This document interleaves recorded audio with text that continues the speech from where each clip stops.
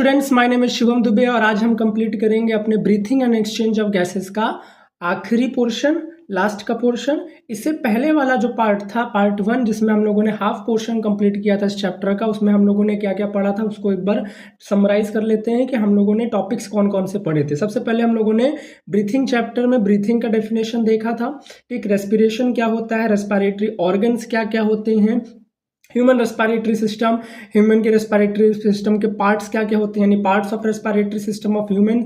इसके बाद हम लोगों ने मैकेनिज्म ऑफ ब्रीथिंग के बारे में देखा, रेस्पिरेटरी वॉल्यूम और उसकी कैपेसिटीज के बारे में हमने देखा था, और लास्ट हमने क्या पढ़ा था, फ्लो चार्ट को पढ़ा था। ठीक, चलिए हम लोग अब स्टार्ट करने जा रहे हैं इसका सेकेंड पार्ट। ठीक, जिसमें हम लोग स्टार्ट करेंगे एक्सचेंज ऑफ गैसेस के बारे में, कि अब गैसेस का एक्सचेंज कैसे होता है। क्योंकि हमने रेस्पिरेटरी के क्या क्या पढ़े थे, रेस्पिरेटरी के हम लोगों ने 5 स्टेप्स पढ़े थे रेस्पिरेशन के। पहला स्टेप क्या था, पल्मोनरी वेंटिलेशन, जो कि हम कर चुके हैं, जिसको हम लोगों ने पढ़ चुका है। इनहेलेशन और एक्सहेलेशन को हम लोगों ने कंप्लीट किया था।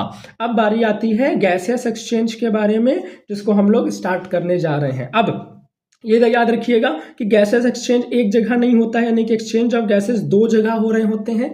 एक कहाँ पे होता है, एक आपके एल्वियोलाई और ब्लड कैपिलरी के बीच में होता है, और एक आपके जो है ब्लड कैपिलरी और टिश्यू यानी सेल के बीच में एक एक्सचेंज ऑफ गैसेस होता है। तो यानी कि 2 लोकेशन है जहां पे हम क्या कर रहे हैं, एक्सचेंज ऑफ गैसेस को परफॉर्म कर रहे हैं। ठीक, तो एक्सचेंज ऑफ गैसेस में साइट कौन कौन सी हैं, 2 जगह है। एक एल्वियोलाई जो कि लंग्स का लास्ट पोर्शन था, ठीक, और ब्लड के बीच में यहाँ ब्लड को ऑक्सीजन दिया जाता है और ब्लड से CO2 को एल्वियोलाई क्या कर रहा था, ले रहा था। वेरएज जब ब्लड पहुंचता है टिश्यू के पास, तो ब्लड उसी ऑक्सीजन को टिश्यू को दे देता है और टिश्यू से क्या ले लेता है, CO2 को वो अपने पास रख लेता है। तो यहाँ पे एक्सचेंज ऑफ गैसेस हो रहा है। साइट कौन कौन से हैं, 2 जगह है। ठीक, एक आपका एल्वियोलाई और ब्लड के बीच में, और एक ब्लड और टिश्यू के बीच में। इसमें कौन कौन से गैसेस इन्वॉल्व हैं, इसमें 2 गैसेस मेनली इन्वॉल्व हैं, which is O2 and CO2, यानी ऑक्सीजन और कार्बन डाइऑक्साइड, 2 गैसेस यहाँ पे इन्वॉल्व हैं। किस फिनोमिना में वर्क करता है एक्सचेंज ऑफ गैसेस, यानी एक्सचेंज ऑफ गैसेस हो रहा है तो उसमें कौन सा साइंस लग रहा होगा, that is a simple diffusion, यानी कि हायर कंसंट्रेशन से चीजें अपने लोअर कंसंट्रेशन की तरफ जा रही है। ऑक्सीजन जहां भी हाई होगा वो अपने लोअर की तरफ मूव करेगा, CO2 जहां भी हाई होगा वो अपने लोअर की तरफ मूव करेगा।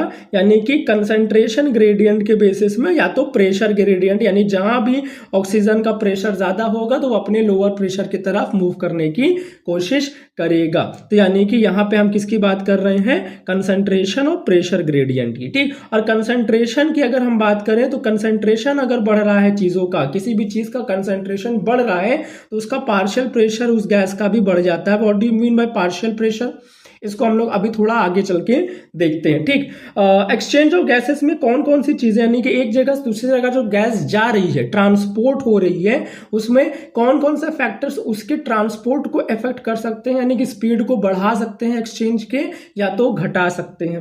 पहला है फैक्टर्स अफेक्टिंग में सॉल्युबिलिटी ऑफ द गैस, कौन सी गैस कितनी तेजी से सॉल्युबल हो सकती है, जितनी ज्यादा सॉल्युबल होगी उतनी तेजी से वो एक जगह से दूसरी जगह मूव करेगी, घुल सकती है। सॉल्युबिलिटी का मतलब होता है मिल सकती है उसके साथ, तो वो उतनी जल्दी क्या होगा, उसके साथ चला जाएगा। जैसे हम यहाँ बात कर रहे हैं, या एनसीईआरटी यहाँ पे कहती है कि CO2 का सॉल्युबिलिटी जो है ऑक्सीजन से ज्यादा होता है हमेशा, यानी carbon dioxide are more soluble than that of the oxygen.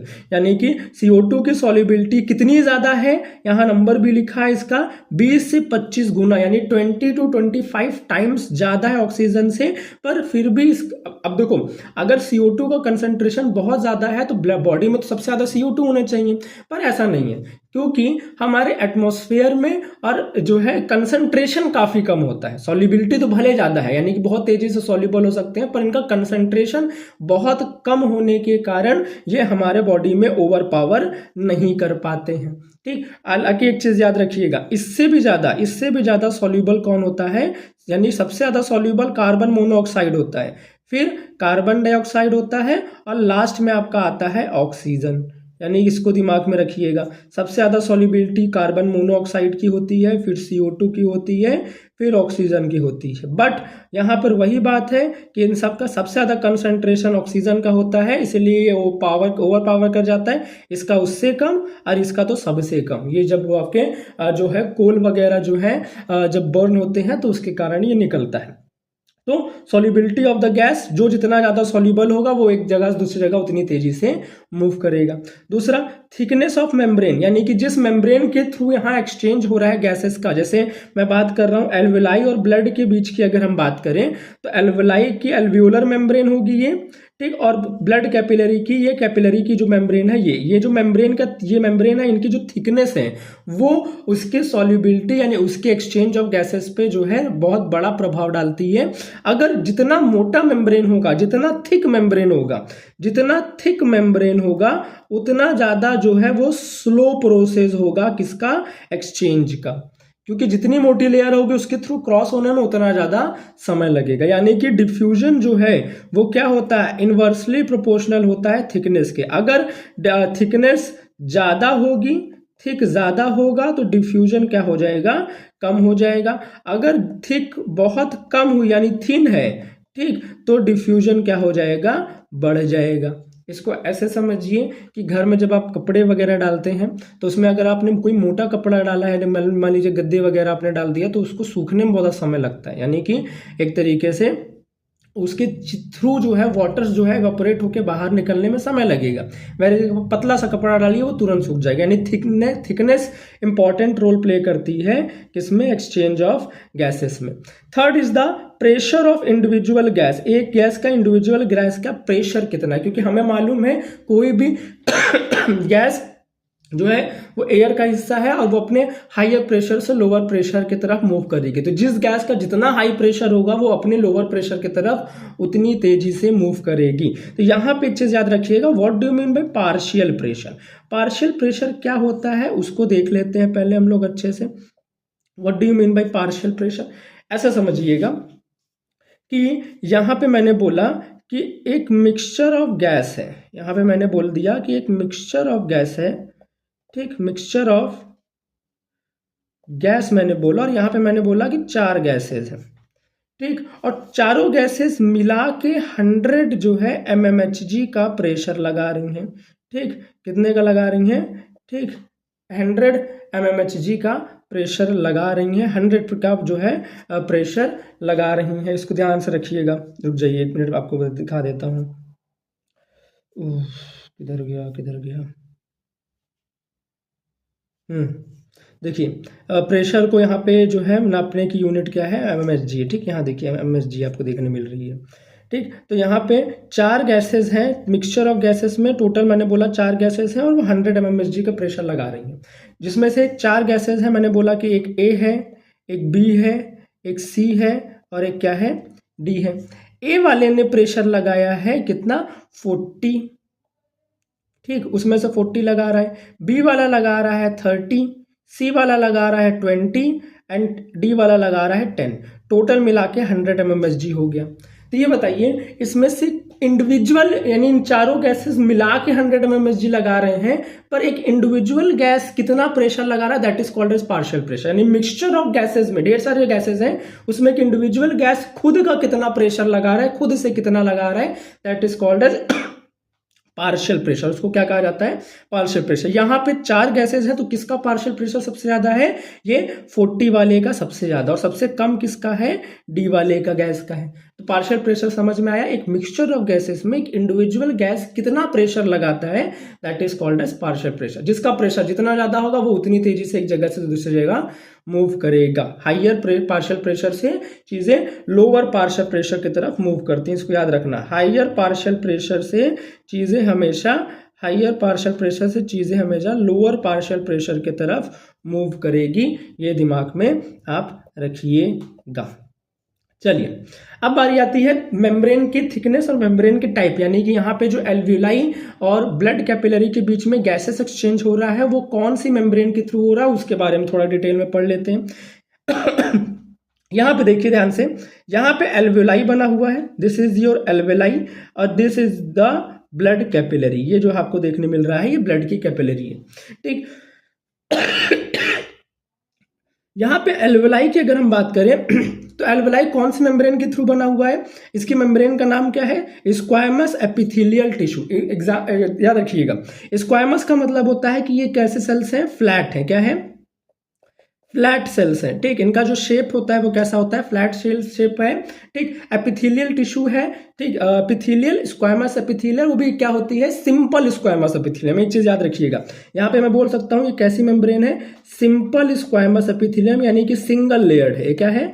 ये सिंगल लेयर्ड आपको दिखाई देगा, इसको दिमाग में रखिएगा, एक सिंगल लेयर्ड है, दिखाई देगा। अब ये स्क्वायमस एपिथेलियम का बना हुआ है आपका एल्वेलर मेम्ब्रेन। आपका जो ब्लड कैपिलरी की जो मेम्ब्रेन है वो भी किसकी बनी होती है? ये भी स्क्वायमस जो है ये भी किसकी है? एक सिंगल लेयर्ड स्क्वायमस है, फ्लैट सेल की बनी है, पर इसको हम क्या कह रहे हैं? एंडोथीलियम कहा जा रहा है। ऊपर की तरफ क्या देखने मिल रही है? एल्वेलाई, उसके बाद एपिथेलियम, उसके नीचे जो एपिथेलियम है वो उसको कहेंगे एंडोथीलियम। बीच में जो जगह खाली है, ये जो बीच में आपको जगह खाली देखने मिल रहा है दोनों मेम्ब्रेन के, दिस इज कॉल्ड एज, ठीक, बेसमेंट सब्सटेंस, ठीक। इसको क्या कहते हैं? बेसमेंट सब्सटेंस कहते हैं, ठीक। SBS करके याद रखना। स्क्वायमस जो है स्क्वायमस एपिथेलियम हो गया, बेसमेंट मेम्ब्रेन हो गया और एंडोथेलियम, इसको दिमाग में रखिएगा, इसका सीक्वेंस याद रखिएगा, ठीक। एल्वेलाई टू ब्लड कैपिलरी क्या होगा? स्क्वायमस एपिथेलियम, बेसमेंट सब्सटेंस और बेसमेंट मेम्ब्रेन। इसके बाद थर्ड क्या हो गया? एंडोथेलियम हो गया। अगर मैं ब्लड कैपिलरी टू पूछूं, ब्लड कैपिलरी से जो है हम एल्वेलाई तक का पूछे, तो सबसे पहले एंडोथेलियम, देन उसके बाद आपका बेसमेंट मेम्ब्रेन, देन उसके बाद स्क्वायमस एपिथेलियम आएगा। अब यहाँ पे देख लीजिएगा कि यहाँ पे बारी आती है, अगर ये डायग्राम हो गया हो तो इसको बहुत ध्यान देखिएगा, ठीक। ऑक्सीजन कहाँ से कहाँ मूव कर रहा है? ऑक्सीजन वहां से इधर की तरफ मूव कर रहा है, क्योंकि बाहर से ऑक्सीजन आया था, तो यहाँ पार्शियल प्रेशर ऑक्सीजन का ज्यादा होगा, यहाँ ज्यादा होगा, यहाँ पे कम होगा, तो चीजें कहाँ मूव करेगी? अंदर की तरफ, ठीक। यहाँ पे देखिएगा, डिफ्यूजन और रेस्पिरेटरी मेम्ब्रेन की बात करें तो यहाँ से थ्रू क्या जा रहा है? CO2 उधर की तरफ जा रहा है। ये क्या है? एक प्राइमरी साइट है गैसेस एक्सचेंज का। इसमें मेम्ब्रेन की क्या बात करें तो मेम्ब्रेन क्या है? स्क्वायमस एपिथेलियम ऑफ एल्वेलाई और endothelium of blood capillary. Blood capillary की अगर हम बात करें तो ये वन सेल्ड कैपिलरीज हमेशा क्या होती हैं? कैपिलरीज के बारे में एक चीज याद रखिएगा, कैपिलरीज को कहा जाता है it is one celled thick, क्योंकि बनी सिंगल सेल की होती है तो उसकी थिकनेस एक ही सेल के बराबर होगी ना। This is called as one celled thick कहा जाता है किसको? कैपिलरीज को, ठीक। बहुत पतली होती हैं। अब देखो, मेम्ब्रेन की थिकनेस दोनों की बहुत कम सिंगल लेयर्ड है, तो अगर थिकनेस बहुत कम है तो डिफ्यूजन का रेट क्या हो जाएगा? बहुत ज्यादा हो जाएगा। तो ये पूरा डायग्राम आप याद रखिएगा, ठीक। यहाँ पे देखिए डायग्राम NCERT के बेसिस पे जो दिया हुआ है, diagram of a section of alveolus with a pulmonary capillary, ठीक। जो कैपिलरी है और एल्वेओलस की जो मेम्ब्रेन है उसका जो व्यू दिया गया है, तो सबसे ऊपर वाली ये जो ग्रीन वाली लेयर है ये क्या है? एपिथेलियम है, ठीक। ये वाला क्या है? एंडोथेलियम ऑफ ब्लड कैपिलरी देखने मिल रही है, और अंदर जो येलो कलर जिन दोनों के बीच में स्पेस है that is called as basement substance और बेसमेंट मेम्ब्रेन, ठीक। देखिए यहाँ पे squamous epithelium of alveolar wall, ये भी वन सेल्ड थिक है, ब्लड कैपिलरी भी वन सेल्ड थिक होती है, यानी दोनों क्या है?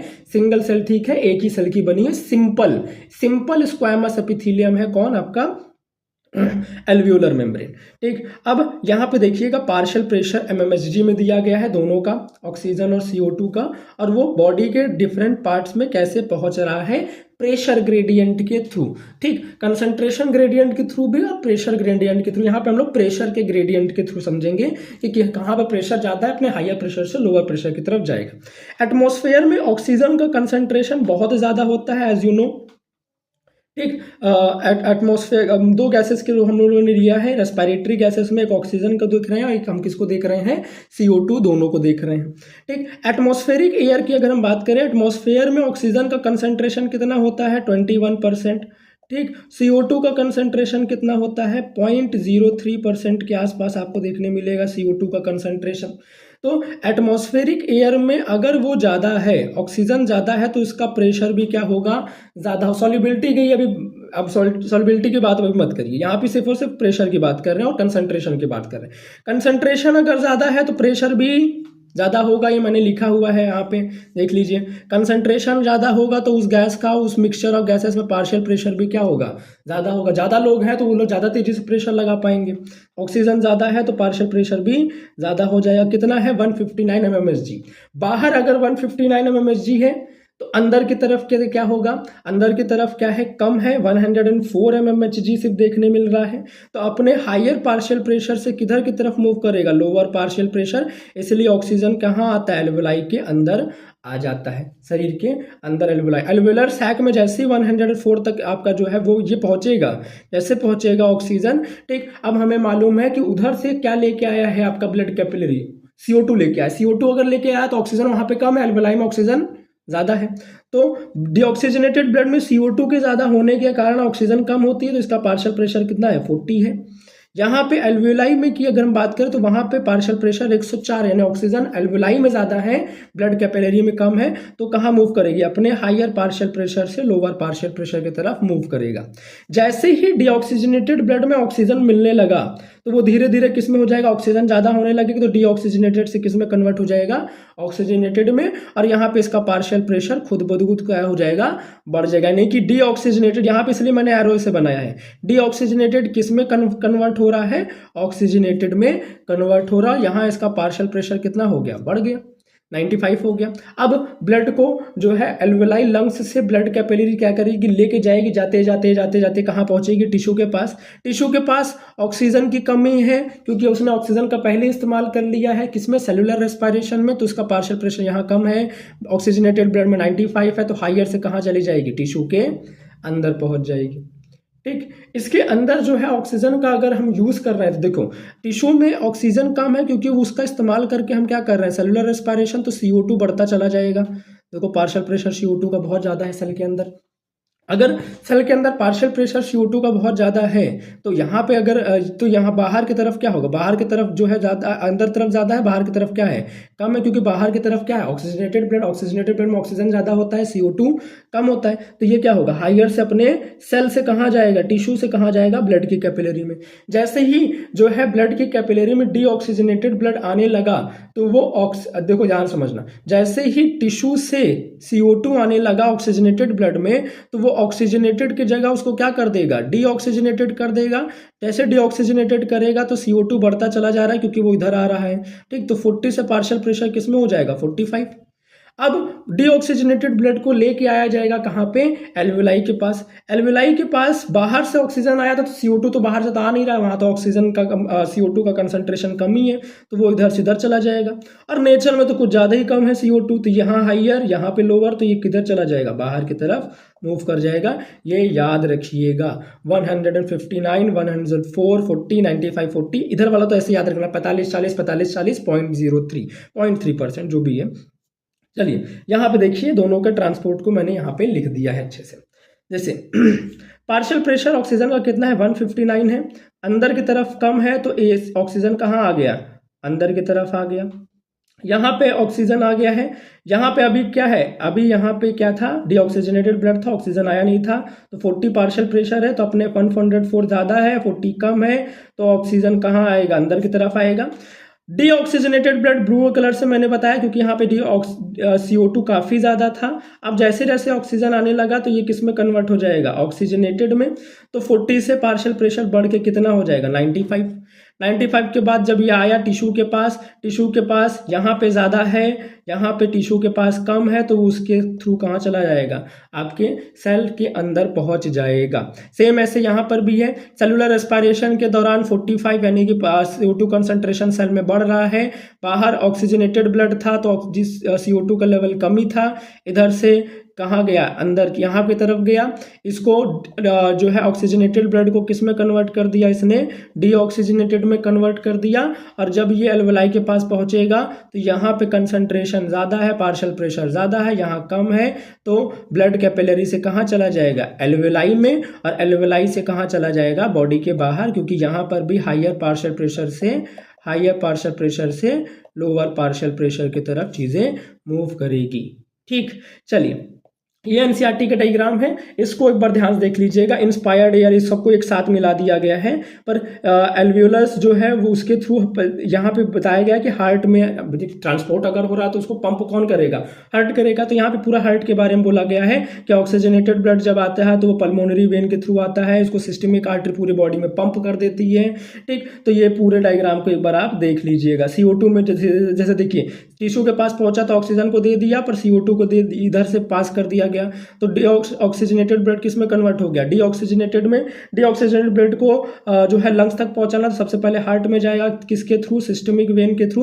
और हार्ट का जो है, हार्ट क्या करेगा, उसका जो वेंट्रिकल है उसको पल्मोनरी आर्टरी के थ्रू पंप करेगा, किसके पास, लंग्स के पास करेगा। तो ये पूरा सर्कुलेशन और रेस्पिरेशन को एक साथ समझाया गया है, इसको देख लीजिएगा। ठीक, यहाँ पे pulmonary vein, pulmonary artery, systemic artery और सिस्टमिक वेन, ये इंपॉर्टेंट है, इसको देखना जरूरी है, लेबलिंग के लिए आ जाता है कभी कभी।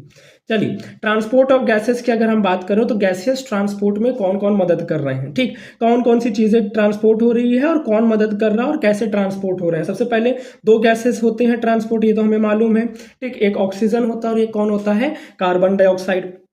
कौन कहां से कितने कितने परसेंट में जा रहे हैं उसको ध्यान से देखते हैं। इन सबको ले जाने वाला मीडियम कौन है, ब्लड है। कौन है, मीडियम कौन है, ब्लड है। अब ऑक्सीजन और CO2 कैसे जाते हैं उसको देख लेते हैं। जितना भी ऑक्सीजन आता है आपके बॉडी में उसका 97% कौन लेके जाता है, हीमोग्लोबिन लेके जाता है पकड़ के। ठीक, एक हीमोग्लोबिन 4 ऑक्सीजन को पकड़ के लेके जा रहा होता है। ठीक, बाकी का 3% जो है वो कौन लेके जाता है, ब्लड में जो प्लाज्मा होता है उसको कहता है मुझे, मेरे में घुल जाओ, मेरे साथ चल जाओ।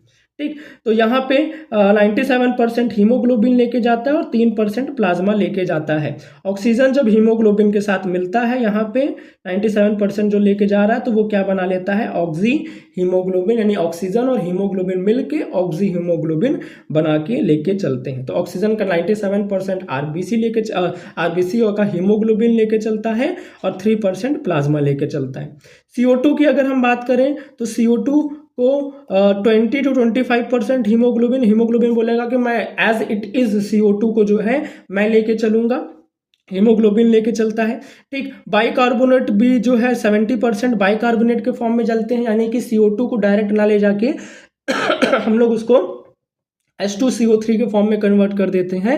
ठीक, बाइकार्बोनेट के फॉर्म में कन्वर्ट कर देते हैं।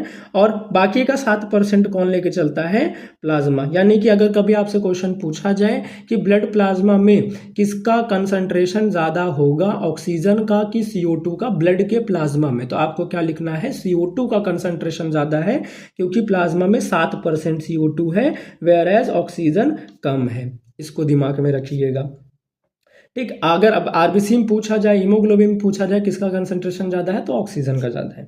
Association with haemoglobin with oxygen, यानी कि हम बात करेंगे ट्रांसपोर्ट ऑफ ऑक्सीजन की सबसे पहले। ठीक, 97% अगर हीमोग्लोबिन ले जा रहा है तो उसके जुड़ने का तरीका क्या है, ऑक्सी हीमोग्लोबिन तो यहाँ बन रहे हैं, पर कैसे जुड़ते हैं उसको देखते हैं।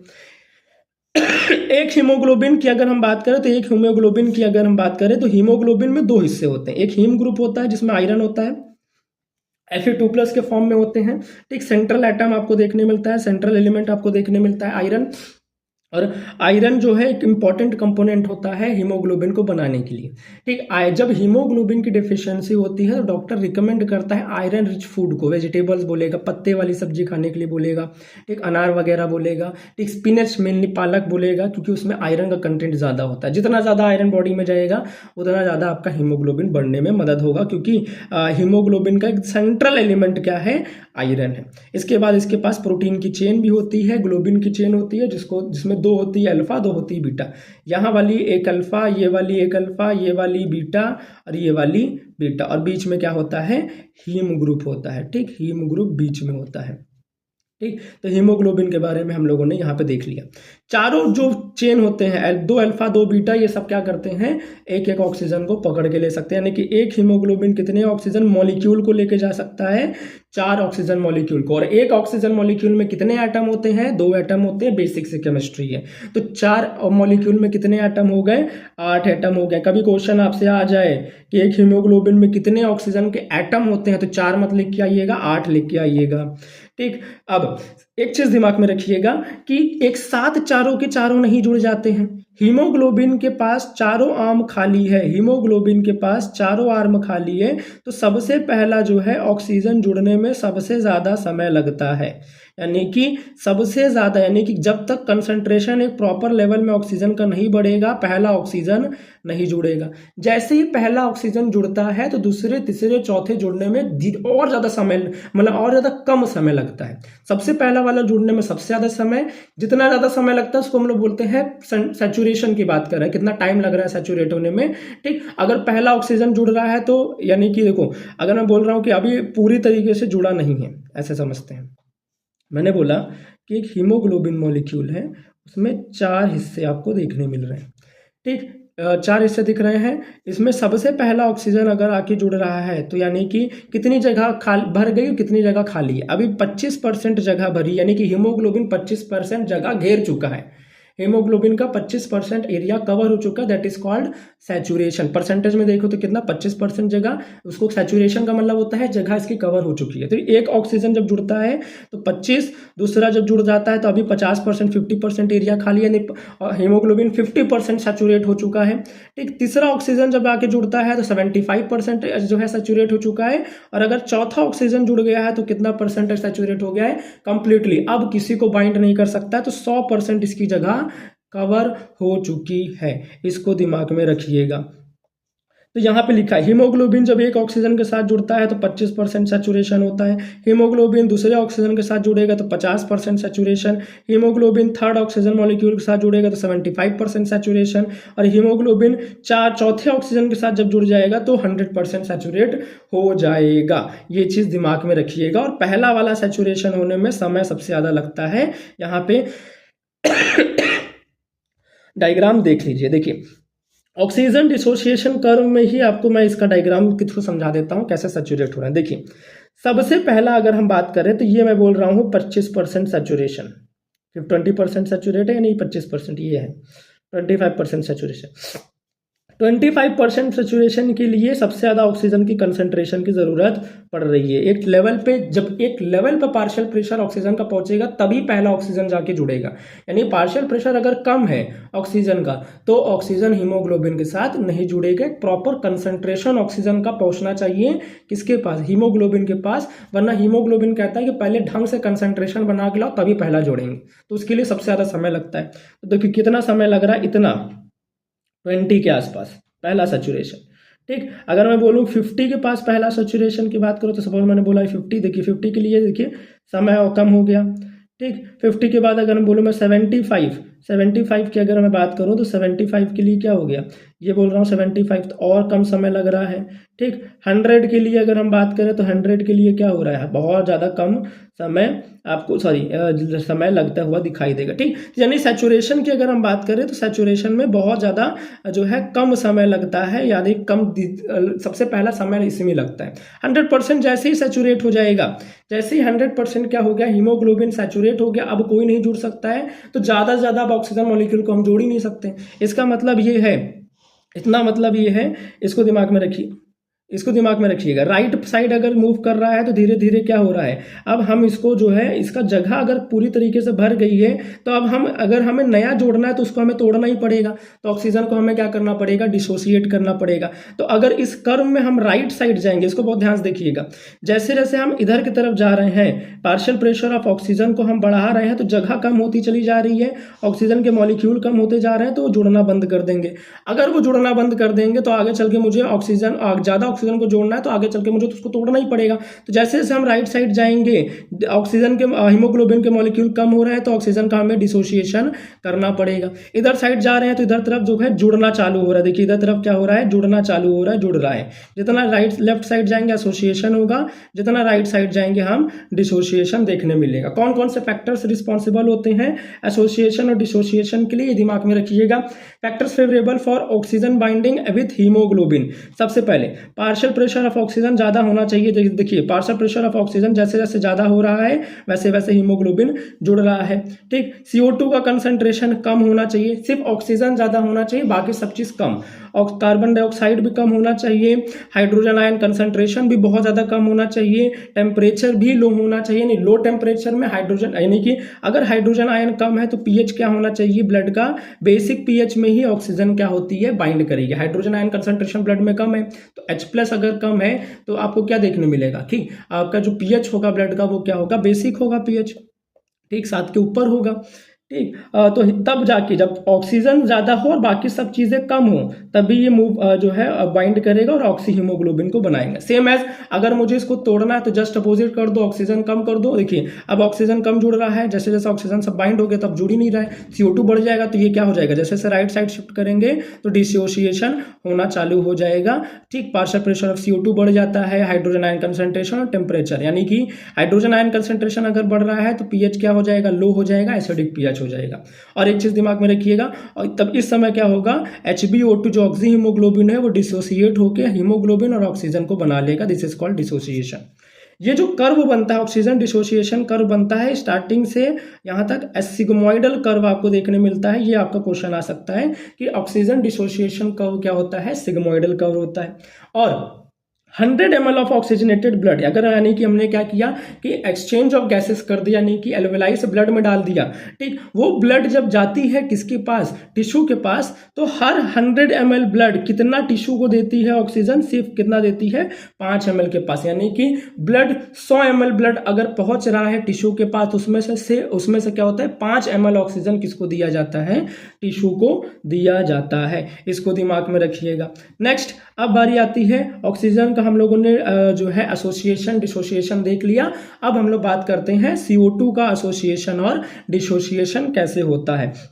देखिए CO2 की अगर हम बात करें, कार्बन डाइऑक्साइड की, तो वो 3 फॉर्म में जाते हैं। एक प्लाज्मा में डिसॉल्व होकर कितना % जाता है, 7% के आसपास, ये हम लोगों ने पढ़ा है, ठीक। बाइकार्बोनेट कितने % जाता है, 70% जाता है। और कार्ब अमीनो हीमोग्लोबिन कितना जाता है, 20 से 25। कार्ब अमीनो हीमोग्लोबिन का मतलब होता है, ठीक, दैट इज HbCO2, ठीक। इसकी बात हो रही है, किसकी बात हो रही है, HbCO2 की बात हो रही है। 20 से 25% जाता है। पर मेन कौन जा रहा है भाई, ये तो हमें पता चल गया कैसे मिल जाते हैं, ठीक। HbCO2 तो वैसे ही बन सकता है, ऑक्सीजन हट जाएगा हीमोग्लोबिन से तो CO2 जुड़ जाएगा, ठीक।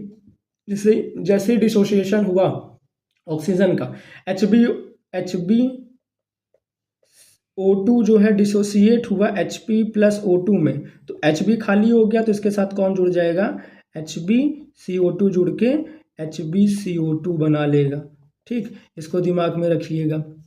तो कार्ब अमीनो हीमोग्लोबिन पता चल गया। ये डिसॉल्व कैसे होता है ये तो हमें मालूम है, भी सॉल्युबिलिटी के पे डिपेंड करता है। बाइकार्बोनेट की अगर हम बात करें, बाइकार्बोनेट के फॉर्म में 70% जाते हैं। बाइकार्बोनेट बनता कैसे, इसको ध्यान से देखिएगा। CO2 आरबीसी, एक चीज यहां दिमाग में रखिएगा कि आरबीसी की जो मेम्ब्रेन होती है, जो आरबीसी की मेम्ब्रेन होती है, आरबीसी की मेम्ब्रेन होती है, इस मेम्ब्रेन में एक एंजाइम पाया जाता है which is called carbonic anhydrase, CH, carbonic anhydrase, इसकी मेम्ब्रेन में पाया जाता है। और साथ ही साथ ब्लड के प्लाज्मा में भी ये देखने मिलेगा। एनसीईआरटी लिखता है कि थोड़ा अमाउंट में या और कहाँ पर भी प्रेजेंट है, पर ये स्मॉल अमाउंट है, स्मॉल अमाउंट में आपको देखने मिलेगा, ठीक। कार्बोनिक एनहाइड्रेस आरबीसी के मेम्ब्रेन में होता है, ब्लड प्लाज्मा में थोड़ा बहुत पाया जाएगा। और ये जो है यही क्या करता है, जब CO2 को लेता है आरबीसी के मेम्ब्रेन में, CO2 कार्बन डाइऑक्साइड को जब लेता है तो ये वाटर के साथ मिला देता है, एक वाटर के साथ उसको ऐड करता है, यानी H2O और CO2, तो कितना हो गया, ऑक्सीजन वाटर के पास एक ज़्यादा है, इसके पास 2 ऑक्सीजन है तो CO3 हो गया, ठीक। तो यहाँ पे H2, एक कार्बन डाइऑक्साइड H2C और O3 क्या बना लेगा, H2CO3 बना देगा, कार्बोनिक एनहाइड्रेस को बना देगा। और ये आगे चल के कार्बोनिक एनहाइड्रेस जो होता है वापस से ब्रेक डाउन हो जाएंगे और किसमें, आयनिक फॉर्म में कन्वर्ट हो जाएंगे, बाइकार्बोनेट आयन और हाइड्रोजन आयन में कन्वर्ट हो जाएंगे, ठीक। हाइड्रोजन आयन यहाँ पे देखिए बढ़ता चला जा रहा है, जैसे जैसे ये बढ़ता चला जाएगा तो यानी पीएच एसिडिक होने लगेगा तो कार्बोमिनो हीमोग्लोबिन भी जुड़ने लगेगा, देखिए ध्यान से, ठीक। हाइड्रोजन आयन कंसेंट्रेशन जैसे ही ब्लड के आरबीसी के मेम्ब्रेन में हाइड्रोजन आयन कंसेंट्रेशन बढ़ने लगा, वैसे ही हाइड्रोजन आयन का कंसेंट्रेशन बढ़ेगा तो HbO2 टूट जाएगा, जैसे टूटेगा तो HbCO2 जाके इसके ऊपर जुड़ जाएगा। ये सब लिंक करके चलिए, एक साथ सारी चीज़ें चल रही है, ठीक। HCO3 माइनस में कन्वर्ट हो गया। कार्बोनिक एनहाइड्रेस जो होता है आरबीसी की मेम्ब्रेन में पाया जाता है, स्मॉल अमाउंट कहाँ पाया जाता है, ब्लड के प्लाज्मा में, लिखा ही हुआ है, ठीक। पर यहाँ पे CO2 और वाटर को जोड़ के जो है H2CO3 जो बना रहे हैं, ये एक रिएक्शन है, और इस रिएक्शन को विद और विदाउट अगर इस एंजाइम के करेंगे तो क्या होगा। ये पॉइंट आपके एनसीईआरटी में ही है बट इस चैप्टर में नहीं है, बायोमोलिक्यूल चैप्टर में है। मैंने यहाँ पे जानबूझ के लिख दिया ताकि यहीं पे क्लियर हो जाए। अगर विदाउट रिएक्शन अगर चल रहा है, ये CO2 H2O और H2CO3 बन रहा है, अगर विदाउट कार्बोनिक एनहाइड्रेज हो रहा है तो 1 सेकेंड अगर विथ हो रहा है उसके साथ हो रहा है तो 1 सेकेंड में कितना बनेगा, करीबन 6 लाख जो है H2CO3 मॉलिक्यूल 1 सेकेंड में बनेंगे। रिएक्शन कितना फोल्ड्स बढ़ गया है, ठीक। बट अगर विदाउट CH कार्बोनिक एनहाइड्रेज अगर हो रहा है, यानी कार्बोनिक एंजाइम लग ही नहीं रहा है। एंजाइम हमेशा याद रखिएगा, एंजाइम जो है एक तरीके का जो है कैटलिस्ट की तरह काम करता है, और ये रिएक्शन को क्या करता है, नेचुरल कैटलिस्ट की तरह काम करता है, और ये रिएक्शन के स्पीड को बहुत तेजी से बढ़ा देता है। अगर नहीं है तो रिएक्शन स्लो हो जाएगा और 1 घंटे में सिर्फ 200 मॉलिक्यूल बनेगा। कितना स्लो हो गया, ठीक। इसको दिमाग में रखिएगा। अब बारी आती है इसको जो है अच्छे से समझने की। ट्रांसपोर्ट ऑफ CO2 की अगर हम बात करें, this is also called as a chloride shift और हैमबर्गर फिनोमेना। क्या कहा जाता है इसको, क्लोराइड शिफ्ट भी कहते हैं, और लिख लीजिएगा, ठीक। क्लोराइड शिफ्ट कहते हैं और हैमबर्गर फिनोमेना इसको कहा जाता है, ट्रांसपोर्ट ऑफ CO2 को। टिश्यू से जैसे हम बात करें कि हमारा CO2 बन कहाँ रहा है, तो हम लोग अपोजिट बात करेंगे, एल्वेलाई से तो बात करेंगे नहीं, हम लोग वहीं से बात करेंगे। तो टिश्यू में क्या हो रहा है, टिश्यू में सेलुलर रेस्पिरेशन हो रहा है, यानी कि ग्लूकोज को ऑक्सीजन के प्रेजेंस में जब तोड़ा जा रहा है तो आपका CO2 निकल रहा है। जहाँ पे CO2 का कंसंट्रेशन ज़्यादा, कितना mmHg था, 45 mmHg देखने मिल रहा था। यहाँ पे CO2 का कंसंट्रेशन कितना था, 40 mmHg आपको देखने में, यानी 45, यहाँ पे 40। तो CO2 कहाँ आएगा, यहाँ पे आएगा। जितना CO2 आया उसका 7% किसने ले लिया, प्लाज्मा ने, भैया मैं अपने साथ घोल के ले जाऊंगा उसको एल्वेलाई के पास, ठीक। 20 से 25% ने कहा कि भैया हम CO2 Hb के साथ जोड़ के लेके जाएंगे, कार्ब अमीनो हीमोग्लोबिन। बचा कितना परसेंट, करीबन 70%। 70% CO2 अभी बैठा हुआ कि भाई मुझे तो कोई लेके चलो, तो उसके लिए क्या करता है, CO2 H2O के साथ मिला के जो है कार्बोनिक एनहाइड्रेज, इसको दिमाग में रखिएगा, ठीक। कार्बोनिक एनहाइड्रेज एंजाइम जो होता है वो इसको H2CO3 में कन्वर्ट कर देता है, और बाद में वो फर्दर ब्रेक डाउन होकर किस में कन्वर्ट हो जाएगा, HCO3 माइनस और H प्लस में। अब यहाँ पे बहुत ध्यान समझिएगा, ये एक चीज देखिएगा, ये बाइकार्बोनेट आयन जो टूटा है, इसको जो है बाइकार्बोनेट आयन को क्या कर दिया जाता है, बाहर कर दिया जाता है। बाइकार्बोनेट आयन को बनाया गया है, तो आरबीसी की मेम्ब्रेन थोड़ा तो वो भी ले रहे, देखो ऐसे याद रखिएगा, इसको भी लेके, आरबीसी की मेम्ब्रेन भी इसको लेके चलती है, पर प्लाज्मा में भी रहता है ये, ठीक। HCO3 माइनस को जो है बाहर किया गया है, बाहर प्लाज्मा में NaCl पाया जाता है। इसके साथ जब ये जुड़ेगा तो NaCl सोडियम बाइकार्बोनेट किसमें करो, HCO3 माइनस जो है NaCl के साथ रिएक्ट करके NaHCO3 में कन्वर्ट कर देगा, क्योंकि भाई प्लस है ये बाहर निकल है, तो यहाँ पे क्या दोगे, NaHCl माइनस है, HCO3 माइनस है, ये ज़्यादा स्ट्रॉन्ग है HCO3 माइनस, तो ये इसको रिप्लेस करके NaHCO3 यानी सोडियम बाइकार्बोनेट में कन्वर्ट हो जाएगा, क्लोराइड आयन जो है बाहर निकल जाएगा। ये क्लोराइड आयन कहाँ आ जाएगा, सेल के अंदर आ जाएगा, यानी कि आरबीसी के अंदर आ जाएगा। इसी को कहा जाता है क्लोराइड शिफ्ट, यानी कि ऐसा समझिएगा। वाटर और CO2 जो 70% हमें CO2 को लेकर चलना है, तो वो वाटर के साथ जोड़ के H2CO3 में कन्वर्ट किया गया है।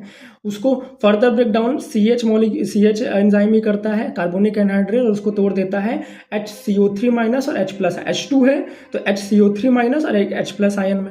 H प्लस आयन अभी आरबीसी की मेम्ब्रेन में ही है, जो कि pH को क्या कर रहा है, pH को गिरा रहा है, एसिडिक pH को बढ़ा रहा है, pH को गिरा रहा है, ठीक। इसके साथ साथ HCO3 माइनस जो है बाइकार्बोनेट आयन जो है वो बाहर निकल जाता है और NaCl के साथ रिएक्ट करके Cl को छोड़ देता है बाहर। Cl आ जाएगा अंदर की तरफ, हाइड्रोजन आयन यहाँ बढ़ रहा था जिसके कारण HbCO3 टूटेगा, HbO2 टूट जाएगा, Hb जो है एक तरफ से खाली हो गया, तो ये इससे जो Hb जब खाली हुआ तो Hb से CO2 भी जुड़ गया और Hb से एक हाइड्रोजन भी जुड़ के HHB बना लिया, ठीक, अब ये सब के सब कहाँ चल रहे हैं, सब के सब हो गया। ठीक, ऑक्सीजन बाहर निकल गया, ऑक्सीजन कहाँ आ गया, टिश्यू के अंदर आ गया। ठीक, यहाँ पे हम लोगों ने 7% प्लाज्मा को भी डिसॉल्व कर लिया, 20% कार्बामिनो हीमोग्लोबिन को भी कर दिया, और इसको हम लोगों ने बाइकार्बोनेट आयन के फॉर्म में भी, सोडियम बाइकार्बोनेट यानी यूजुअली बाइकार्बोनेट आयन के फॉर्म में हम इसको लेके चल रहे हैं। कहाँ लेके चल रहे हैं, हम अपने एल्वेलाई की तरफ लेके चल रहे हैं। जैसे एल्वेलाई की तरफ आता है, जैसे एल्वेलाई के पास आया, यहाँ पे क्या है, एक चीज बहुत ध्यान से देखिएगा, यहाँ पे एक चीज यहाँ पे आपको देखने मिलेगा, जैसे यहाँ पे होता है तो रिवर्स रिएक्शन होता है। अगर आप ध्यान से देखोगे तो एनसीईआरटी में जो एंजाइम का प्रोसेस दिया गया है, ये एंजाइम का, तो उसको देखिएगा कि ये चीजें रिवर्स भी जाती है, आगे चल के रिवर्स होती है, चीजें क्या हो रही है, रिवर्स हो, यानी कि एक बार इधर से इधर बनता है तो दूसरी बार इधर से इधर। तो यहाँ पे देखिएगा, जैसे एल्वेलाई के पास पहुंचा NaHCO3 जो मॉलिक्यूल था, ठीक, NaHCO3 में से Na अलग हो जाएगा, सोडियम आयन, और HCO3 माइनस जो है अलग हो जाएगा। जैसे HCO3 माइनस अलग हुआ, वो कहाँ पे आ जाएगा, अंदर की तरफ आ जाएगा। अंदर की तरफ जैसे ही आएगा, इसको बहुत ध्यान से देखिएगा, HHB मॉलिक्यूल अपने आप को ब्रेक कर देंगे। ठीक, हाइड्रोजन आयन जो निकला था उस समय वो हीमोग्लोबिन के साथ जाके जुड़ गया था। ठीक, भैया हम जो चार्ज के फॉर्म में नहीं चलेंगे, हम लोग तुम्हारे साथ मिल जाते हैं। तो हीमोग्लोबिन जो हाइड्रोजन को लेके बैठा हुआ था, बाहर नहीं छोड़ा था, उसको उसने रिलीज कर दिया। बाहर से HCO3 माइनस भी आ गया, तो दोनों मिल गए। जैसे दोनों मिल गया तो H2CO3 वापस से बन गया, और ये इसमें से वाटर और CO2 को बना दिया, यानी रिएक्शन पूरा उल्टा हो रहा है। CO2 जैसे ही बना, वो CO2 कहाँ चला गया, इधर चला गया। CO2 कहाँ चला गया, इधर की तरफ चला गया। यहाँ पे हाइड्रोजन आयन कंसेंट्रेशन क्या होने लगा, कम होने लगा, CO2 का कंसेंट्रेशन भी कम होने लगा। जब सब चीज कम होने लगा, तो यहाँ पे बाहर की तरफ से जो कौन आया था, ऑक्सीजन आया था, वो अब हीमोग्लोबिन जब खाली हो गया यहाँ वाला, तो हीमोग्लोबिन के साथ जुड़ के क्या बना देगा, HbO2 बना देगा। HbCO2 जो पहले से था वो क्या हो जाएगा, ब्रेक डाउन होकर CO2 को भी बाहर निकाल देगा, और प्लाज्मा में जो CO2 था वो भी यहाँ से इधर की तरफ चला जाएगा। दैट मीन्स कि पूरा का पूरा ट्रांसपोर्ट हमने कर दिया है। Every 100 ml of deoxygenated blood, यानी कि अगर टिश्यू से 100 जो है ml ब्लड डीऑक्सीजनेटेड ब्लड आ रहा है, तो वो एल्वेलाई को कितना देगा, सिर्फ और सिर्फ 4 ml देगा। तो याद रखिएगा, एल्वेलाई से अगर जा रहा है 100 ml टिश्यू के पास, तो 5 ml ऑक्सीजन, और एल्वेलाई से अगर टिश्यू से अगर एल्वेलाई तक आ रहा है तो सिर्फ 4 ml दिया जाएगा। चलिए, ये हम लोगों ने पढ़ लिया। अब बारी आती है रेगुलेशन ऑफ रेस्पिरेशन को पढ़ने की। ये रेस्पिरेशन को रेगुलेट कौन करता है, ठीक। रेगुलेशन ऑफ रेस्पिरेशन की अगर हम बात करें, तो इसमें ह्यूमन बीइंग में के पास अगर हम बात करें, तो significant ability to maintain and moderate the respiratory rhythm, यानी कि हमारे रेस्पिरेशन की जो रिदम है उसको मेंटेन करने के लिए, और कितना रेस्पिरेशन करना है उसके बॉडी की डिमांड के हिसाब से उसको प्रॉपर रेगुलेट किया जाता है, संचालित किया जाता है। और ये करता कौन है, ये आपके नर्वस सिस्टम करते हैं। ये कौन करता है, मेनली आपके नर्वस सिस्टम, न्यूरॉन कंट्रोल्ड होता है, ठीक। ये कौन सा हिस्सा होता है, ठीक, special centre present in the medulla region of the brain called respiratory rhythm centre, RRC, यानी कि मेड्यूला कहाँ पे मौजूद है, ये आपके हिंड ब्रेन का हिस्सा है। कहाँ का हिस्सा है, ये आपके ब्रेन के हिंड ब्रेन का पार्ट है, ठीक। हिंड ब्रेन का हिस्सा है मेडुला ऑब्लोंगाटा। मेडुला रीजन में एक सेंटर पाया जाता है जिसका नाम है RRC, रेस्पिरेटरी रिदम सेंटर। ये क्या करता है, is primarily responsible for this regulation, यानी कि आपके ब्रीथिंग रेट को चलाने के लिए आपका ब्रेन का बैक साइड, यानी कि हिंड ब्रेन, बैक साइड की बात नहीं कर रहा हूँ, मतलब अंदर की तरफ, नीचे साइड, ठीक। पीछे वाला तो आपका फोर ब्रेन का हिस्सा हो गया, दैट इज ऑक्सीपिटल रीजन जो है, ठीक। हिंड ब्रेन यानी कि जो सबसे लोअर पार्ट ब्रेन का होता है, वहां पे मेडुला रीजन है, मेडुला रीजन इसको कंट्रोल करता है। इसके साथ साथ मिड ब्रेन, आपके जो हिंड ब्रेन है उसमें ही एक और रीजन भी होता है जिसको पोंटाइन रीजन, पॉन्स रीजन कहते हैं, ठीक। पॉन्स, मेडुला ऑब्लोंगाटा और सेरिबेलम, ये 3 पार्ट हिंड ब्रेन के होते हैं। तो मेडुला वाले रीजन में रेस्पिरेटरी रिदम सेंटर, पॉन्स वाले रीजन की अगर हम बात करें तो वहां पे न्यूमोटैक्सिक सेंटर, ये भी रेस्पिरेशन के लिए रिस्पॉन्सिबल होती है, can moderate the function of the respiratory rhythm centre. यानी कि यहाँ पे ये बोला गया है कि न्यूमोटैक्स जो पॉन्स में मौजूद क्या है, ठीक, पॉन्स में मौजूद न्यूमोटैक्सिक सेंटर है, वो किसको मॉडरेट कर रही है, वो रेस्पिरेटरी रिदम सेंटर को कंट्रोल कर रही है, और ये इनडायरेक्टली रेगुलेशन को कर रहा है, यानी दोनों मिलके कर रहे हैं एक तरीके से। पर रेस्पिरेटरी रिदम सेंटर को भी कौन रेगुलेट कर रहा है, पॉन्स वाला रीजन। ऐसा समझिए कि हमारे रेस्पिरेशन को रेगुलेट करने के लिए मेडुला रीजन में रेस्पिरेटरी रिदम सेंटर है, ठीक। पर उसको भी रेगुलेट करने के लिए उसके जस्ट बगल में पोंटाइन सेंटर जो है पॉन्स रीजन में कौन से न्यूमोटैक्सिक सेंटर है जो उसको रेगुलेट करता है, साथ ही साथ रेगुलेशन में भी मदद कर। तो अगर इनडायरेक्टली देखा जाए तो पूरे जो है ब्रीथिंग के रेगुलेशन में ही मदद कर रहा है। Neural signal from this centre, ये अगर इस सेंटर से न्यूरल सिग्नल जा रहे हैं तो रेडिएशन इंस्पिरेशन की जो है रेट को जो है डिक्रीज कर देंगे और रेस्पिरेटरी रेट को अल्टर कर सकते हैं, यानी कि जो है ब्रीथिंग रेट को स्लो डाउन में यहाँ पे एनसीईआरटी बोल रहा है कि स्लो डाउन कर रहे हैं एक तरीके से। इसके अलावा एक chemo sensitive area adjacent to the respiratory rhythm centre, यानी रेस्पिरेटरी रिदम सेंटर के जस्ट बगल में, रेस्पिरेटरी रिदम सेंटर के जस्ट बाजू में कीमो सेंसिटिव एरिया भी होता है। ठीक, दैट इज कीमो सेंसिटिव, यानी जो केमिकल को सेंस कर सकता है। केमिकल को मेनली किसको, CO2 के कंसंट्रेशन को और जो है पीएच ऑफ ब्लड, दो चीज़ को जो है इसको, ये दो चीज़ को सेंस करते हैं, इसको दिमाग में रखिएगा। सेंसिटिव होते हैं किससे, कार्बन डाइऑक्साइड और हाइड्रोजन आयन कंसंट्रेशन से सेंसिटिव होते हैं, इसको दिमाग में रखिएगा, ये ज़रूरी है बहुत ज़्यादा। इनका नंबर बहुत कम है इसीलिए इसको सेंस कर सकते हैं। ठीक, चलिए। Chemosensitive area situated adjacent to the respiratory rhythm which is highly sensitive to CO2 and hydrogen gases। अगर इसमें अगर इंक्रीज हुआ, ये बढ़ गया, तो मतलब ऑक्सीजन का लेवल क्या हो रहा है, activate this centre which in turns can signal the rhythm centre to make necessary adjustment, यानी कि ये क्या करते हैं, इसको निकालने के लिए एडजस्टमेंट करते हैं, तो ब्रीथिंग रेट को ये बढ़ा देते हैं ताकि CO2 ज़्यादा आए और इनको रिप्लेस कर दे और ज़्यादा से ज़्यादा एक्सहेलेशन हो, ताकि जो है आपका जो है CO2 और जो है बाहर निकलता जाए और ब्लड का जो pH होता है वो क्या होता जाए, बेसिक होता जाए, एसिडिक बहुत ज़्यादा ना हो। ठीक, इसको दिमाग तो बढ़ाने में तो आपका कौन है, अगर रेस्पिरेटरी रेट की घटाने की बात करें तो रेस्पिरेटरी रिदम सेंटर और न्यूमोटैक्सिक सेंटर है, पर रेस्पिरेटरी रेट को बढ़ाने में कौन मदद कर रहा है, कीमो सेंसिटिव एरिया जो है इसमें काम कर रहे हैं। इसके अलावा कुछ रिसेप्टर्स जो होते हैं जो इसको जो है बढ़ावा देते हैं, कीमो सेंसिटिव एरिया को के लिए रिसेप्टर्स कहाँ कहाँ मौजूद होते हैं, एक आर्टिक आर्क में होता है, कैरोटिड यानी हार्ट के आसपास की बात हो रही है। ठीक, carotid artery, carotid body, Arctic body, तो आर्टिक आर्क आर्टा के पास, कैरोटिड बॉडी कैरोटिड आर्टरी के पास होता है, यानी हार्ट के आसपास ये लोकेटेड होते हैं और ये CO2 और हाइड्रोजन आयन कंसंट्रेशन को क्या कर सकते हैं, सेंस करके किसको भेजेंगे, कीमो सेंसिटिव एरिया को भेजेंगे और रेस्पिरेटरी रिदम सेंटर के साथ मिलकर नेसेसरी एडजस्टमेंट को किया जाता है।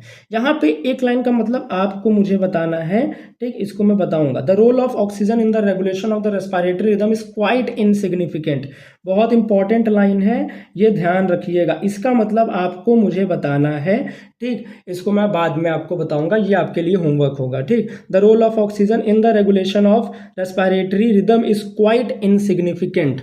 क्यों, CO2, क्योंकि इसका लेवल ऐसे याद रखिएगा, ये CO2 और हाइड्रोजन आयन कंसंट्रेशन को जो है ये आपकी बॉडी जो होती है सेंस करके जो है नेसेसरी एडजस्टमेंट करती है, जबकि उनका नंबर बहुत कम है, ऑक्सीजन बहुत ज़्यादा है।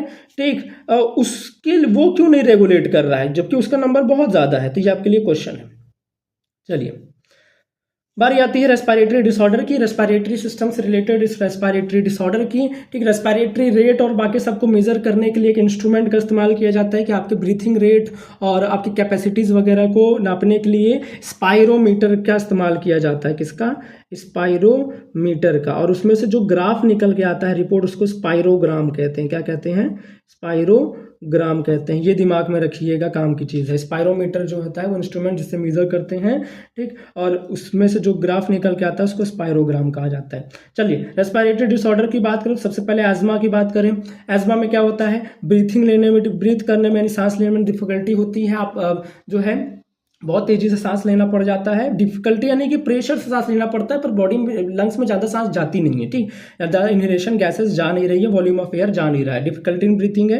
क्यों हो रहा है, क्योंकि देखिए एक्सेस म्यूकस के कारण स्वेलिंग हो जा रही है। एक्सेस म्यूकस और आपकी जो ब्रोंकाई और ब्रोंक्यूल्स वगैरह की अगर हम बात करें तो वो उसके जो अंदर की जो जगह है, अब उसकी मेम्ब्रेन फूल जाने के कारण या तो उसमें कुछ ना कुछ डिपोजिशन होने के कारण ल्यूमन अंदर का शॉर्ट हो जाता है, जिसके थ्रू हवा नहीं पास हो पाती। डायग्राम देखिए, यहाँ पे देखेंगे ध्यान से, तो ये नॉर्मल एयरवे है, अंदर की जो जगह है, ये मैंने बोल रहा है, ये पूरा बोल रहा हूँ ब्रोंकाई ब्रोंक्यूल है, ये इसकी थिकनेस है।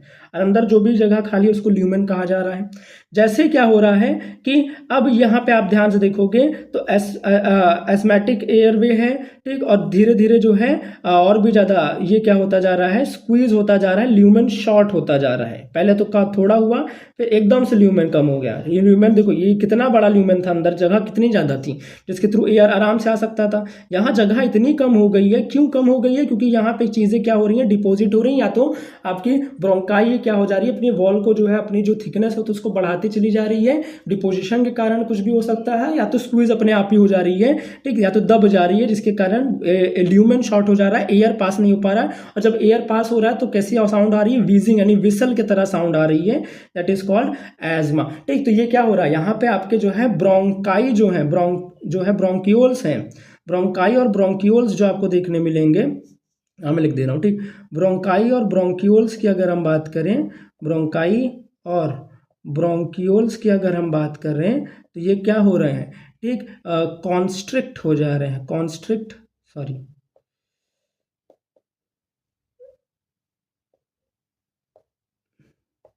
क्या हो जा रहे हैं, कॉन्स्ट्रिक्ट हो जा रहे हैं, दब जा रहे हैं, नैरो दब जा रहे हैं।